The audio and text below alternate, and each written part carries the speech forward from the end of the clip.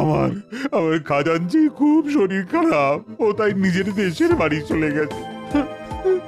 কোষাধ্যক্ষ অসুস্থ হয়ে পড়েছে, তাই তো আমিও খুব চিন্তায় পড়ে গেলাম।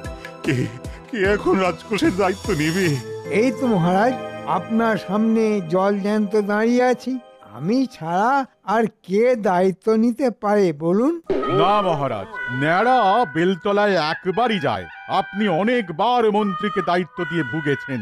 ওর হাতে টাকা পয়সার হিসেব তুলে দিলে সর্বনাশ হয়ে যাবে। ওর বুদ্ধি নিয়ে আমার কিন্তু খুব সন্দেহ আছে মহারাজ। কেন জ্যোতিষী, তুমি কি ভাবছো তোমার কাঁধে দায়িত্ব তুলে দেওয়া হবে নাকি? হ্যাঁ, না না মহারাজ, ওই মন্ত্রীকে এই দায়িত্ব দেওয়া একদম ঠিক হবে না। মন্ত্রীকে দায়িত্ব দিলে উল্টে আপনি নিজেই বিপদে পড়বেন। তা তা তোমরা ঠিকই বলেছ, কিন্তু কয়েকদিনের জন্য তো কাউকে চাই। সে কে হবে?